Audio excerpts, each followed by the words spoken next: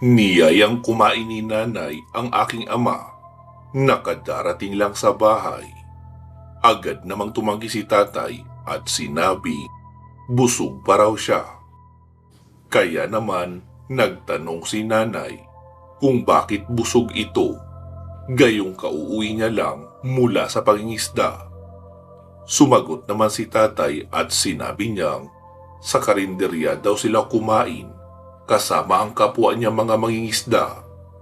Inilibre daw kasi sila ng kanyang kumpare. Agad namang nagalit si nanay at sinabing doon na naman siya kumain kina Milagri.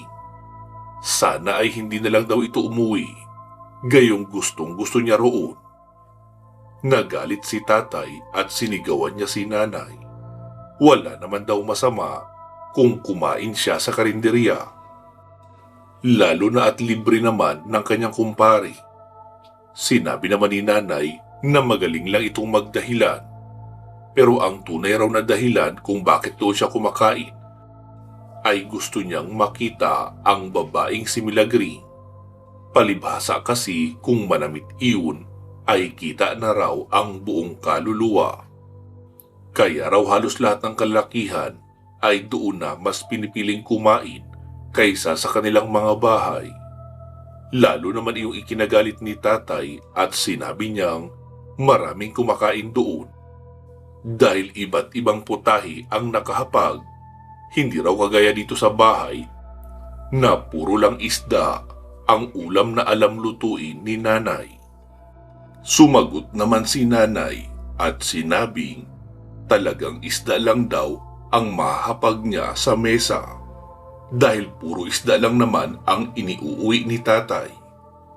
Kung gusto raw niyang makatikim ng ibang putahe, ay mag-uwi raw siya ng karne o gulay man lang para iyon ang mailuto ni nanay. Napamura naman si tatay at sinabing pesting buhay daw ang mayroon siya. Dahil isa raw siyang mangingisda at hindi magsasaka o mangangaso. Sabi naman ni nanay na alam pala ni tatay na isa siyang mangingisda. Bakit daw siya reklamo ng reklamo sa mga nailulutong isda na ulam ni nanay? Matapos iyon ay pinalayas na niya ito sa kanyang harapan bago pa raw tuluyang magdilim ang kanyang paningin. Pagkatapos nilang magtalo at magbatuhan ng masasakit na salita ay muling lumabas ng bahay si tatay. Siguradong didiretso na naman iyon sa kanyang mga kainuman. Palagi na lang kasing ganoon. Tuwing mag-aaway sila ni nanay, ay doon siya magpapalipas ng galit sa mga kumpare niya na madalas niya ring kainuman. Hindi naman sila dating ganoon. Maayos ang pagsasama nila kahit ilang taon ang nakalilipas mula nang sila ay ikasal. Nagsimula lang talaga silang mag-away magmula noong dumating si Milagring dito sa aming baryo. Bago ang lahat ay hayaan niyo muna akong ipakilala ang aking sarili. Ako si Hinerito o Hiner. Dito na ako lumaki sa baryo namin na hindi ko napapangalanan. Ang baryo namin ay matatagpuan sa probinsya ng Panay at malapit lang kami sa dalampasigan. Pangingisda ang pangunahing ikinabubuhay ng mga mamamayan rito. Ang iba naman ay nagtatanim ng mga duma at gulay, samantala ang iba ay nangangaso. Payak lang ang aming pamumuhay rito, ngunit masaya naman kami. Isang araw ay lumipat dito ang isang babaeng nagngangalang Milagring. Ayon sa kanyang kwento, dati raw siyang nakatira sa bansang Japan kasama ang napangasawa niyang Hapon. Pero buhat raw ng mamatay ang kanyang asawa, ay nagdesisyon na siyang umuwi ng Pilipinas. Ngunit wala na raw siyang matutuluyan sa dati niyang lugar. Patay na rin daw kasi ang kanyang mga magulang at wala na rin daw siyang mga kamag-anak. Dahil doon ay nagdesisyon na lamang siyang humanap ng lugar na payapa at malapit sa dagat. Dahil aniya ay gusto na rin niyang mamuhay ng tahimik, malayo sa ingay ng syudad. Nang mapunta siya rito sa aming baryo ay magiliw naman siyang tinanggap ng mga tao. Tinulungan nga rin siyang magtayo ng negosyo. Iyon ay ang pagtitinda ng lutong ulam at kanin. Noong magbukas ang karinderya ni Milagring, ay inimbitahan niya ang lahat ng tao sa aming baryo. Tila ba isang fiesta noon dahil napakaraming pagkain at libre lamang niya iyong ipinapakain. Lahat naman ng tao ay nasarapan sa kanyang mga luto. Iba't ibang putahe na nagmula pa sa iba't ibang bayan ng Pilipinas, maging sa pinanggalingan niyang bansa ay inihanda niya rin. Magbuhat noon ay kumalat na sa aming baryo, maging sa kabilang mga baryo at bayan na malapit sa amin ang kanyang mga masasarap na putahe. Sa ikalawang araw pa lang ng pagbubukas ng kanyang kainan, ay talagang dinarayo ito ng mga tao. Bukod kasi sa masasarap niyang putahe, ay maganda rin ito si Milagring. Pati nga ang kanyang pangangatawan ay napakaganda rin. At dahil sa liberated kumilos at pananamit, kaya litaw na litaw ang kakinisan ng kanyang balat at kurba ng katawan, na isa rin sa mga dahilan kung bakit dinarayo ng mga tao ang kanyang negosyo. Dahil nga dinarayo ang karinderya ni Milagring, dumami rin ang turista sa aming baryo. Kaya naman malaking swerte raw ang kanyang dala sa aming lugar. Ngunit kung sa tingin ng nangangasiwa sa aming turismo ay swerte ang dala ni Milagring, sa tingin naman ng mga ginang sa amin ay malas ang kanyang dinala. Madalang na lang kasing umuwi ng kanilang tahanan ang mga lalaki sa amin, at doon na sila madalas kumakain sa karinderya ni Milagring, na siya namang nagiging dahilan ng away ng mag-asawa. Kagaya na lang ng nangyayari sa aking nanay at tatay ngayon. Itong si tatay kasi ay mas gusto pang kumain sa karinderya ni Milagring kaysa sa aming bahay, na ikinagagalit naman ni nanay dahil hindi na sila nagsasamang kumain. Napapagastos pa ito sa pagkain sa karinderya. Dahil na rin sa paglaki ng turismo sa aming lugar, ay siya ring pag-ingay nito. Dati-rati kasi ay wala kang makikita gaanong tao sa labas. Ngunit ngayon kahit gabi na ay marami pa ring tao na pakalat-kalat. At dahil nga dumami na ang tao sa amin, ay laganap na rin ang mga kakaibang insidente. May mga lasing na nag-aaway, may mga insidente ng pagkalunod, may mga nakawan at kung ano-ano pa. Ang pinaka nakakapangilabot ay ang mga insidente ng pagdukot ng mga dayo sa aming lugar. Inaksyonan naman iyon ng nanunungkulan sa aming lugar. Ngunit ni isa sa mga nawawala ay wala silang naibalik. At magpasa hanggang ngayon ay hindi pa rin nila matukoy kung sino ang dumudukot sa kawawang mga dayo. Hindi na nga pala ako nag-aaral pa dahil walang pansto sa akin ang aking mga magulang. Isa pa ay magiging mangingisda lang din daw ako at hindi ko na kailangan pang tumungtong ng sekundarya. Kaya naman wala akong mapagkaabalahan sa aming lugar. Hanggang sa isang araw ay napadpad rin ako sa karinderya ni Milagring. Noong una ay gusto ko lang talagang kumain dahil naiintriga ako sa karinderya niya. Pero matapos ko makita si Milagring ay naging idolo ko na siya. Mas tamang sabihin na naakit rin ako sa kanyang taglay na nag-uumapaw na alindog.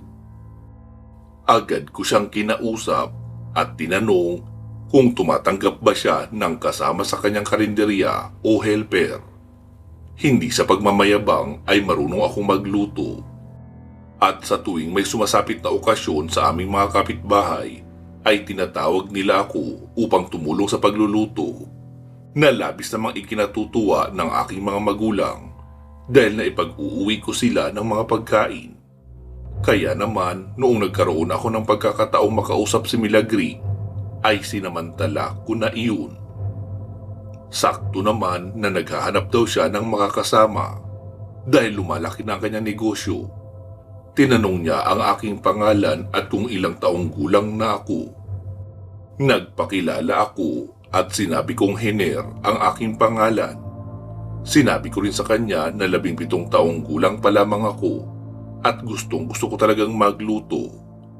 Tila ba itinadhana ako sa kusina dahil lagi akong naiimbitahan sa tuwing may mga handaan sa aming lugar. Nang malaman niya kung ilang taon pa lang ako ay nag-alangan siya. Baka raw kasi makasuhan pa siya kapag nalaman ng ibang tao na 17 pa lang ako at nagtatrabaho na sa kanya. Sinabi ko naman na magkukunwari na lang ako na 18 taong gulang upang hindi siya magkaroon ng problema.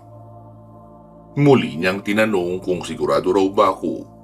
Baka kasi dumating ang mga pulis at magkanda leche-leche na raw ang negosyo niya. Pinaghirapan pa naman daw niya itong itayo. Nangako naman ako sa kanya na hindi ko siya ipapahamak basta magtiwala lang siya sa akin. Hindi rin ako gagawa ng kahit anong ikasisira niya kahit na may galit sa kanya ang aking nanay. Pero syempre hindi ko na sinabi sa kanya ang mga katagang iyon. Mahirap na baka hindi niya tuloy ako tanggapin. Sinabi niya sa akin na bumalik raw ako kinabukasan. Pero kailangan daw ay maaga ako. Mga alas 4 raw ng madaling araw dahil maaga raw siya nagbubukas ng karinderya. Nahiwagaan naman ako sa kanyang sinabi. Pagkatapos ay tinanong kung tanggap na ba ako sa trabaho. Sumagot naman siya at sinabing tanggap na nga raw ako. Sinabi niyang kailangan daw talaga niya ng mga makakasama. Kaya kung kaya ko pa raw mag-aya ng kasama ay magdala pa ako ng kahit 2. Kahit hindi raw marunong magluto, basta kayang gumawa ng mga simpleng trabaho sa karinderya. Gaya ng pagpupunas ng lamesa, paghahanda at pagbibigay ng pagkain. Sinabi ko naman sa kanya na subukan kong sabihan ang aking mga kaibigang babae. Baka kasi magustuhan nila. Kagaya ko rin kasi sila na walang ginagawa sa buhay at naghahanap rin ng trabaho kahit pa extra-extra lang. May ilan pa kaming mga mumunting bagay na napag-usapan at nakiusap rin siya sa akin na wag ko siyang tatawaging Aling Milagring. Nagmumukha raw siyang matanda. Samantala nasa late 30s lang naman daw ang edad niya at hindi naman daw siguro siya mukhang matanda sa paningin ko. Namula naman ako at nahiya dahil titig na titig siya sa mga mata ko habang nag-uusap kami. Pagkatapos noon ay umalis na ako at agad ko nang hinanap ang aking mga kaibigang sina Sylvia at Mika. Swerteng nakita ko sila sa aming tambayan sa tabi ng dalampasigan kasama ang ilang mga nanay na tsismosa. "Hiner, bakit ngayon ka lang dumating? Nahuli ka na tuloy sa chismis." Wika pa ni Sylvia. "Bakit? Ano bang meron?" Tanong ko naman. "May mga dayo na naman daw na nawawala. Nakita namin ang mga kasamahan na nagtatanong-tanong sa amin kung nakita daw ba namin yung hinahanap nila. May dala pa nga silang larawan." Tugon niya naman. "Wala namang bago doon. Lagi namang may nawawala dito. Magmula noong dumami ang mga turista, di ba?" "Oo nga, buhat nang dumating ang si Milagring na yan. Marami ng kababalagang nangyayari dito sa atin. Siguro may kakambal na malas yan." Bulong naman ni Mika. "Uy, mga tsismosa talaga kayo. Siya nga ang nagdala ng turista dito, di ba?" "Bakit mo ipinagtatanggol yung Milagring na yan? Parang noong isang araw lang galit na galit ka sa kanya. Dahil nag-away na naman ang nanay at tatay mo dahil sa babaeng yun." Wika ni Mika. Totoo naman ang sinabi ni Mika. Galit nga ako kay Milagring noon dahil palagi na lang nag-aaway ang aking mga magulang dahil sa kanya. Pero magmula nang makilala ko siya kanina ay naglaho bigla ang galit ko. Noong isang araw lang naman ako galit doon. Pero magmula nang makilala ko siya kanina ay nagbago na ang isip ko. Napakabuti niya palang tao. Sagot ko naman. "Ha? Anong ibig mong sabihin?" Tanong naman sa akin ni Mika. "Kanina kasi habang naghahanap ako ng trabaho ay napadaan ako sa karinderya niya para sana kumain. Tapos naglakas loob akong tanungin siya kung nangangailangan ba siya ng makakasama sa kanyang karinderya. At ayun, sinabi niyang nangangailangan nga daw siya at tinanggap ako bilang tagapagluto. Tsaka nagpapahanap siya ng makakasama kahit hindi raw marunong magluto. Basta marunong sa gawaing bahay. Kaya naisipan kong puntahan kayong dalawa Tutal, dalawa naman ang kailangan niya. Sagot ko naman, kami ang isasama mo doon upang magtrabaho? Tanong ni Sylvia. Oo naman, sigurado namang papayag kayong dalawa. Dahil wala naman kayong pinagkakaabalahan ngayon, di ba? Pera rin yun. Sagot ko naman. Nakapag-desisyon ka na pala para sa amin eh. Kailan ba tayo magsisimula? Muli namang tanong ni Sylvia. Bukas daw, 4:00 ng madaling araw. Ha? Tulog pa ako noon eh. Oo nga, ako rin. Naghihilig pa ako noon. Segunda naman ni Mika. Pues, simula bukas ay maaga na kayong gigising. May oportunidad na tayo para makapagtrabaho, kaya wag natin itong sasayangin. Wika ako sa kanilang pareho. Sumang-ayon naman sila sa akin. Wala na daw silang magagawa dahil naisabit ko na silang dalawa. Kaya naman napagkasunduan naming bago mag 4:00 ng madaling araw ay magkikita-kita na kami sa tapat ng bahay namin. Malapit lang naman kasi ang mga bahay nila sa isa't isa. Pagkatapos ng aming munting pag-uusap ay umuwi na ako ng bahay. Hapon na rin kasi at baka hinahanap na ako ni nanay. Kinagabihan, habang kumakain kami ni nanay, ay nabanggit ko sa kanya na may bago akong trabaho at kailangan kong umalis ng bahay bago mag 4:00 ng umaga. Abay, napakaaga naman yan anak. Anong trabaho ba yan? Tanong ni nanay. Tagapagluto po sa karinderya. Karinderya? Kaninong karinderya naman? Nanay naman, iisa lang naman ang karinderya dito sa atin, di ba? Ha? Magtatrabaho ka sa babaeng sumira ng pamilya natin? Sigaw ni nanay. Hindi naman po sira ang pamilya natin. Sagot ko naman. Kung hindi sira ang pamilya natin, nasaan ang tatay mo ngayon? Nakipag-inuman lang po yun sa mga kumpare niya. Tsaka wala naman po kinalaman si Milagring sa pamilya natin. Naghahanap buhay lang din naman ang marangal yung tao. Ang sabihin mo, ginagayuman niya ang mga kalalakihan dito upang mahumaling sa kanya at dagsain ang kanyang karinderya. Hindi naman po ganoon yun, Nay. Mabuti pong tao si Milagring. Bakit ba kinakampihan mo ang babaeng iyon? Ha? Naiinis na tanong ni nanay. Ganito na lang po kasi, Nay. Hayaan niyo po ako magtrabaho sa kanya at ako mismo ang didiskubre kung may tinatago ba talaga siyang lihim. At aalamin ko na rin po kung may ginawa siya sa mga kalalakihan dito upang dumugin ang kanyang karinderya. Bali ako ang mag-iimbestiga para malaman natin ang totoo. Ay, bahala ka at gawin mo ang gusto mo. Tugon naman ni nanay. Pagkatapos namin kumain ay naghugas na ako ng pinggan at dumiretso na rin sa higaan upang maagang makapagpahinga. Maaga rin kasi ako dapat na magising. Kinabukasan ay nagkita-kita kami ng aking mga kaibigan sa labas ng aming bahay upang magtungo ng sabay-sabay sa karinderya ni Milagri. Masaya ako dahil hindi sumira sa usapan itong sina Sylvia at Mika. Maaasahan talaga sila pagdating sa mga seryosong bagay kahit pa may pagkatsismosa. Agad kaming naglakad patungo sa karinderya at masaya naman kaming sinalubong ni Milagri. Maligayang pagdating sa aking karinderya. Masaya akong makakatrabaho ko kayong tatlo. Bungad niya sa amin.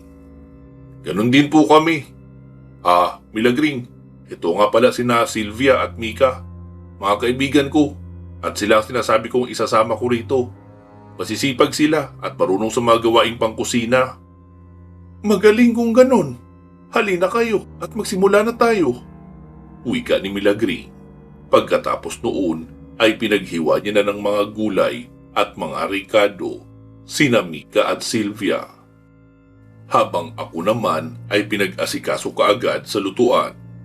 Kumuha siya noon ng mga karne na nakahiwa na. Walang amoy ang mga ito. Hindi katulad kapag nagluluto ako sa mga handaan, nakakaiba ang amoy ng karne. Magandang klase po ang karne niyo walang amoy. Komento ko pa. Oo, ganyan talaga yan. Hindi kasi ako basta-basta bumibili ng karne sa kung saan-saan lang. Magaling rin ang mga kumakatay dito At sila rin mismo ang nagtatadtad sa sukat na gusto ko. Depende sa putahing lulutuin. Tugon niya naman. Kaya pala hindi niya na pinaghiwa ng karne ang aking mga kaibigan dahil dati na pala nakatadtad ang mga ito. Malaking tulong ito sa aming trabaho dahil hindi na kami mahihirapang maghiwa-hiwa na angkop sa sukat ng karne. Noon ay itinuro sa akin ni Milagring ang lahat ng putahing nalalaman niya sa pagluluto. Bakit niyo naman po itinuturo ang lahat sa akin? Tanong ko naman. Para sa simula pa lang ay alam mo na ang iyong gagawin. Sigurado namang magtatagal ka dito. At hindi mo naman ako siguro iiwanan ka agad no, kapag natutunan mo na ang lahat ng putahe ko. Tugon niya naman at ngumiti lang ako. Kaya naman nagpatuloy na rin ako sa pagluluto. Habang hinahalo ko noon ang niluluto kong kare-kare, ay parang may nakita akong kakaiba. Hindi ko alam kung namamalikmata lang ako, pero parang nakakita ako ng daliri ng tao. Sa gulat ko ay nabitawan ko pa ang sando. Kaya naman napansin ako agad ni Milagring. Anong nangyari? Tanong niya. Wala naman po. Napaso ako kaya nabitawan ko ang sandok. Huhugasan ko lang po muna. Wika ako. Pagkatapos ay huminga ako ng malalim at dumiretso sa poso sa likuran upang hugasan ang sandok. Nadumihan kasi ito at gagamitin sa pagkain kaya kailangan talagang hugasang mabuti. Matapos iyon ay muli akong bumalik sa paghahalo ko ng kare-kare. Pilit kong hinahanap ang daliri na nakita ko kanina. Pero kahit anong halo ang gawin ko ngayon ay hindi ko na ito makita. Inisip ko na lang na baka puyat lang ako. O baka naman ay gulay lang ang nakita ko kanina. Nababalutan din kasi ito ng mani. Kaya hindi ko rin matukoy kung daliri nga ba talaga ang nakita ko. Maaari kasing sitaw lang din iyon. Mag-uumaga na nang matapos ang aking mga kaibigan sa paghihiwa ng mga gulay. Sunod nilang ginawa ay nag-ayos na ng mesa para sa mga kakain dahil magbubukas na ang karinderya. Maayos naman noon ang naging araw namin sa karinderya. Pero hindi ko pa rin makalimutan ang nakita kong daliri sa kare-kare. Hindi ako siguradong daliri nga iyon pero masama talaga ang kutob ko. May karne kaya ng tao ang niluluto namin. May kinalaman kaya ang mga nagdadala ng karne kay Milagring sa mga nawawalang dayo sa aming lugar. Sa ngayon ay wala pa akong patunay sa aking mga hinala.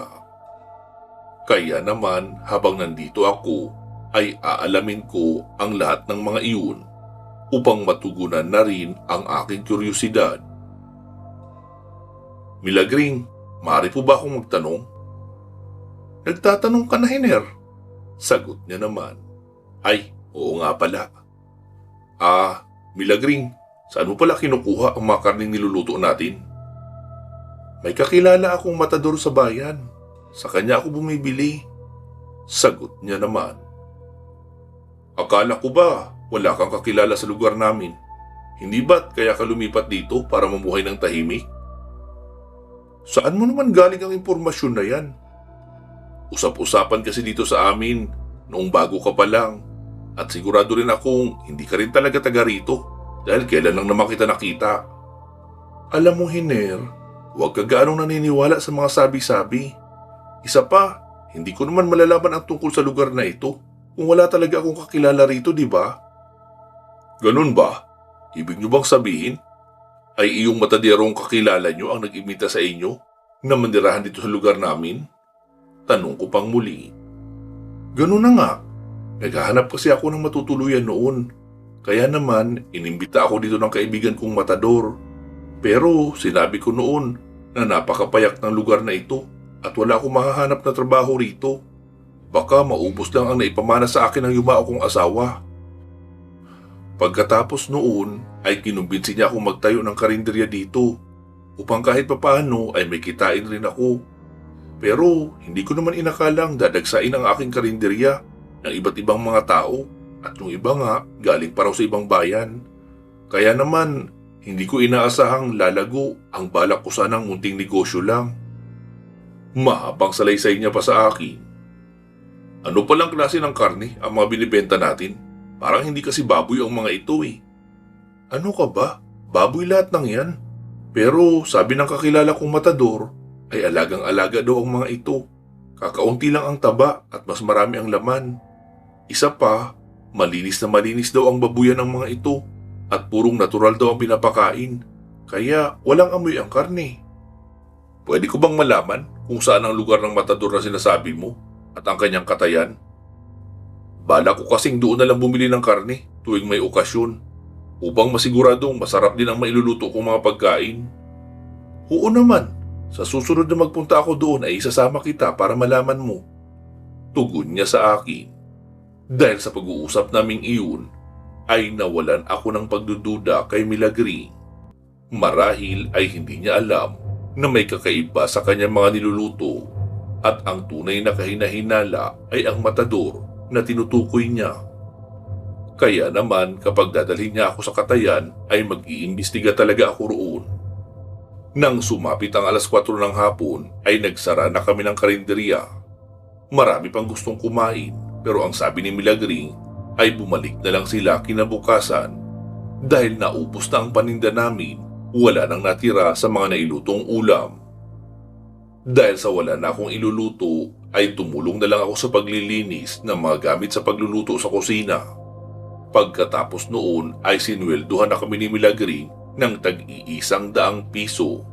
Pagkatapos ay umalis na kami. Hindi muna kami umuwi at tumambay muna sa may dalampasigan upang pagmasdan ang alon habang nagpapahinga. Kumusta naman ang trabaho niyo kanina? Tanong ko sa aking mga kaibigan. Ayun, napagod kaunti. Lalo na kaninang tanghali, napakarami ng mga bumibili. Grabe, non-stop ang customer. Wika pa ni Mika. Oo nga eh, mabuti ka pa, paluto-luto lang sa kusina. Segunda naman ni Sylvia. Anong paluto-luto lang sinasabi mo? Napakainit kaya sa kusina no? Pawisan kaya ako doon. Tugon ko naman.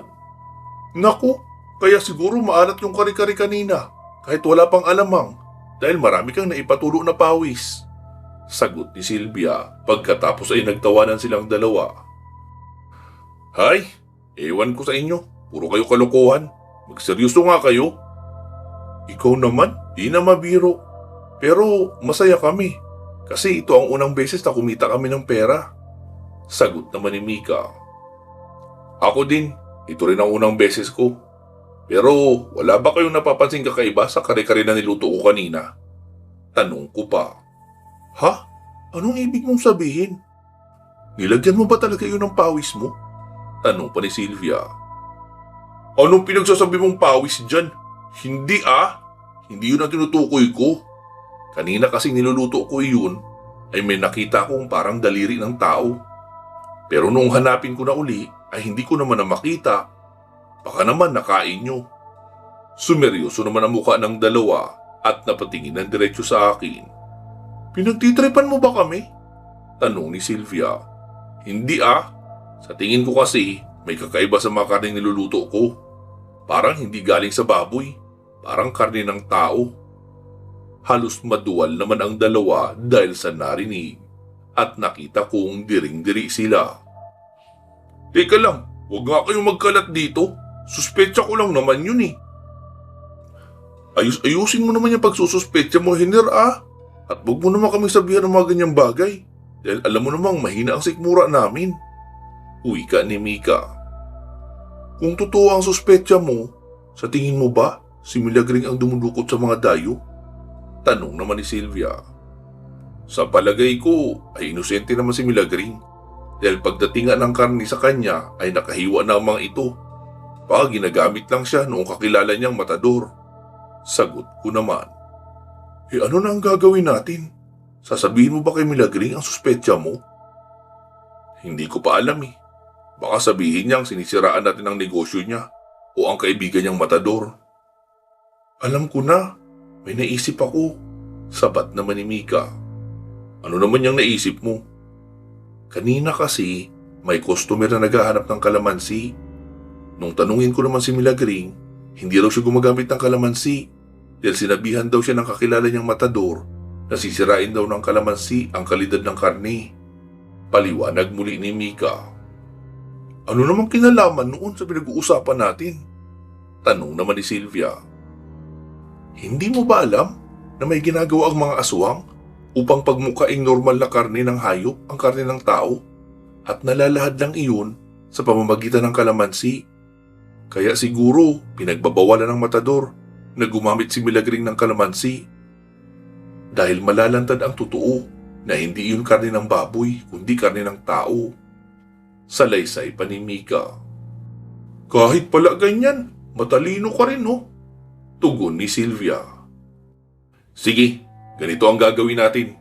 Magdala tayo ng maraming kalamansi bukas at lagyan natin ang mga karne bago ko iluto. At kapag nakita natin karne iyon ng tao, ay ipakita natin kay Milagring upang malaman niya kung ano ang tinda niya at para maitimbre sa mga pulis ang matador na pinagkukuhanan niya ng karne. Salaysay ko naman. Pagkatapos noon ay naghiwa-hiwalay na kami upang makapagpahinga na at makapaghanda ng kalamansi na dadalhin namin kinabukasan. Kinagabihan noon ay nagulat sa akin si nanay nang makita niya akong may dalang maraming kalamansi. Abay, napakaraming kalamansi naman yan anak.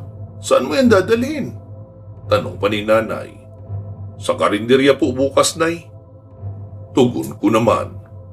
Balita ako, hindi naman raw gumagamit ng kalamansi ang Milagring na iyon dahil nakakasira daw ng kalidad ng mga niluluto niyang karne. Opo, nay, tama kayo. Pero may gusto lang pa akong subukan. Alam ko na, gusto mong isabotahe ang negosyo niya. Kaya ka na masukan sa kanya, no? Magaling ka pala, talagang bata ka. Sagot naman ni nanay. Hindi naman po sa ganoon, may gusto lang akong malaman. Ay, basta kung ano man yung gagawin mong kalokohan. Labas ako dyan ha, hindi kita inutusan. Uwi ka naman ni nanay. Hindi nga po sa ganoon. Saka ko na lang ipapaliwanag sa iyo kapag tapos na. Sagot ko naman at nagtuloy na ako sa aking silid upang matulog. Kinabukasan ay muli kami nagkita-kita ng aking mga kaibigan sa tapat ng aming bahay. Tuloy ang plano natin ha. Basta kapag iniwan niya tayo sa kusina, saka natin sasabuyan ng kalamansi ang mga iluluto kong karne. Maliwanag ba? Uwi ka ako pa. Oo, alam na namin yun. May dala rin nga kami. Sabay-sabay nilang pagsang-ayon. Pagkatapos noon ay nagtungo na kami sa karinderya ni Milagring habang puno ng kalamansi ang aming mga bulsa. Pagkarating namin sa karinderya ay inulit lang namin ang aming ginawa noong nakaraang araw. Habang ako ay nagluluto, sina Mika at Sylvia naman ay naghihiwa pa ng mga rekado. May tiwala na sa amin si Milagring sa kusina kaya iniwan niya na kami at maliligo raw muna siya. Iyon na ang pagkakataong hinihintay namin, kaya sinamantala na namin iyon upang hiwain ang mga kalamansi. Dalian niyo maghiwa, baka bumalik na yun. Wika ko pa habang isinasalin sa isang planggana ang mga karne. Sandali lang, hindi naman madaling hiwain ang lahat ng ito. Ang dami nito eh. Reklamo pa ni Mika. Oo nga, bakit di mo na lang kami tulungan? Suhestyon naman ni Sylvia. Paano ko kayo tutulungan? Idadalawa lang ang kutsilyo. Kumuha ka na lang ng lalagyan at bigain mo na ang mga kalamansi na nahiwa namin upang ibubuhos na lang natin mamaya. Tugon naman ni Mika. Dahil sa sinabi niya ay kumuha na ako ng isang pitsil at nagsimula na ako magpiga ng mga kalamansi. Ilang minuto din namin iyong ginawa hanggang sa maubos namin ang dala naming mga kalamansi. Eto na. Ngayon na natin malalaman ang katotohanan. Wika ako pa at pagkatapos noon ay ibinuhos ko na ang mga napigang kalamansi sa plangganang pinaglipatan ko ng karne. Pagkatapos ay pinaghalo-halo ko na iyon gamit ang sando. Ilang segundo lang ang nakalipas ay nag-iiba na ang kulay ng karne. Naging kayong manggi na ito, bumubula at napuno ng dugo. Doon ay sigurado na kaming karne ng tao ang mga iyon. At dahil sa aming ginawa, ay umalingasaw na rin ang mabahong amoy. Kapwa kami nagsigawan dahil sa aming nakita. At nang aming maamoy ang baho ay sabay-sabay kaming muntik ng maduwal. Hindi lang iyan ang dahilan ng muntik naming pagkakaduwal. 2 beses din kasi kami kumain ng putahe roon nung nakaraang araw, almusal at tanghalian. Dahil sa sigawan ay agad namang pumasok sa kusina si Milagring. "Ano iyong naaamoy kong mabaho?" Tanong niya naman. Hindi ako makapagsalita, kaya itinuro ko na lang sa kanya ang planggana. Nang makita niya ito ay nagtitili rin siya at niyaya kaming lumabas ng kusina dala ang plangganang may karne. "Ibaon niyo yan sa lupa, dali!" Wika niya. Kahit na nalilito pa kami sa nangyari ay sinunod namin ang kanyang utos at nang maibaon na namin ang karne ay saka siya nagtanong. "Anong ibig sabihin noon?" Tanong niya naman sa akin. Sabi ko naman, "Kahapon kasi ay nakakita ako ng daliri ng tao doon sa niluluto kong kare-kare. Kaya naman naghinala na ako." Pinagtagpi-tagpi namin lahat ng nakalap naming impormasyon dito sa iyong karinderya. Kaya naman umisip kami ng paraan para ipakita sa iyo na karne ng tao ang ibinibigay sa iyo ng kaibigan mong matador. At ang hinala pa namin ay may kinalaman siya sa kaso ng mga nawawalang dayo rito sa lugar natin. Sagot ko naman, "Halika kayo, samahan niyo ako. Puntahan natin ngayon ang bahay ng matador." Matapang na wika pa ni Milagring. Teka, hindi ba dapat magtawag tayo ng mga pulis?" Tanong ko pa. "Hindi, kumprontahin muna natin siya. Gusto ko malaman ang buong katotohanan, kung ano ang rason niya, kung bakit niya ginawa sa akin ito." Wika ni Milagring. Malapit lang naman daw ang bahay ng matador, kaya naman mapupuntahan namin ito agad kahit maglakad lang kami. Paano ang karinderya?" Tanong ko pa. "Hayaan mo na, hindi na muna tayo magbubukas ngayong araw, lalo na't karne pa na ng tao ang ibinibenta natin." Sagot naman ni Milagring. Nagmadali na kami pumunta sa bahay ng matador. Madilim pa noon at tansya kong madaling araw pa lang kasi sobrang dilim pa talaga. Pagkarating sa bahay noong matador ay kinatok ni Milagring ng napakalakas ang pinto at dali-dali naman itong binuksan ng isang matabang lalaki. Sinabi ni Milagring na may pag-uusapan raw sila ng matabang lalaki. Pagkatapos ay pinapasok kami sa loob. Noong nasa loob na kami ng bahay ay bigla na lang nag-iba ng anyo ang lalaking mataba. Naging isa itong mabalahibo at pangit na nilalang. Nagtakbuhan kami papalapit kay Milagring na nasa tabi ng pinto. "Milagring, buksan mo ang pinto! Papatayin niya tayo!" Sigaw ko naman upang maalerto ito. Ngunit ngumiti lang siya. "Kayo ang papatayin namin. Dahil sa inyo, masisira pa ang negosyo ko at ang libreng pagdating ng mga sariwang laman loob at karne." Galit niyang wika. Pagkatapos ay naging isa rin siyang mabalahibong nilalang. Doon na namin napagtanto ang aming pagkakamali, na hindi dapat kami nagtiwala kay Milagring. Akala kasi namin na mabuti siyang tao at ginagamit na ng kaibigan niyang matador. Iyon pala ay aswang din siya at magkasabwat sila ng matador. Nagyakapan na lang kaming tatlo noon dahil inakala naming hanggang doon na lang ang buhay namin at kami na ang sunod nilang kakarnihin. Ngunit bago sila makalapit sa amin ay sumiklab ang apoy sa bahay noong matador. Dahil sa nangyari ay natuon ang kanilang atensyon sa apoy at kumuha muna ng tubig upang apulahin iyon. Sinamantala naman namin ang pagkakataon para makalapit sa pinto. Akala namin ay makakatakas na kami, ngunit muli kaming hinarangan ni Milagring. Pero sandali lang iyon dahil may nagliyab na naman na isang sulok ng bahay at bigla na lang bumigay ang pinto. Pagtingin namin sa labas ay nakita namin ang galit naming mga kababaryo na may dalang mga sulo. Hindi agad nakagalaw sina Milagring, kaya naman sumugod na ang kalalakihan dala ang matatalas na itak. Pagkatapos ay sinugod nila si Milagring pati na iyong matabang lalaki. Hindi naman sila nakapanlaban noon dahil maliban sa pagkabigla ay marami rin ang kalalakihan na sumugod at ang iba ay may dalang itak, sibat naman nagawa sa kawayan ang bitbit ng karamihan. Hindi na namin alam ang mga sumunod na nangyari, kaya naiwan kaming nakatulala at naghahanap ng kasagutan hanggang sa makita ko si nanay na papalapit sa akin.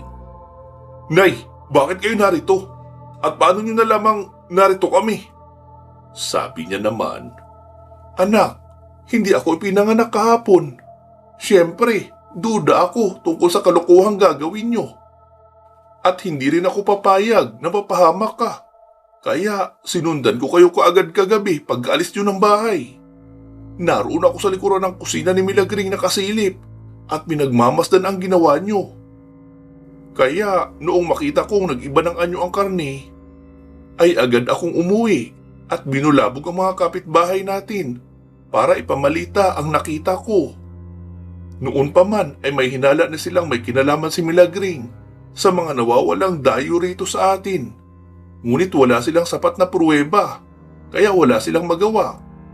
Idagdag pa na karamihan sa mga kalalakihan rito sa atin ay humaling na humaling yan kay Milagring at parang Diyosa kung ituring nila.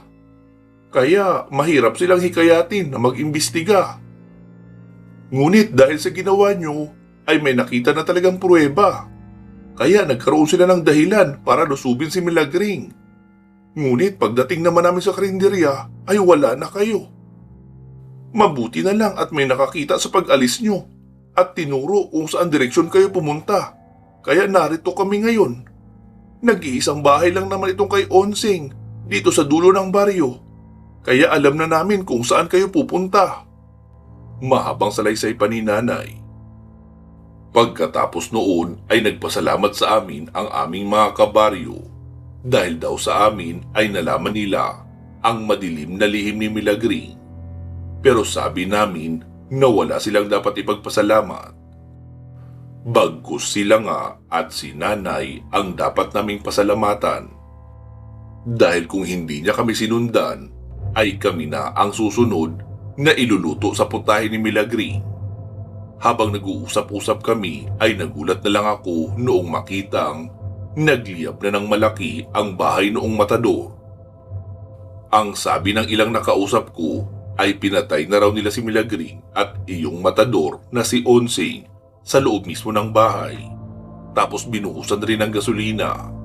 Iyon muna ang inuna nilang sunugin bago nila sinilaban ang buong bahay.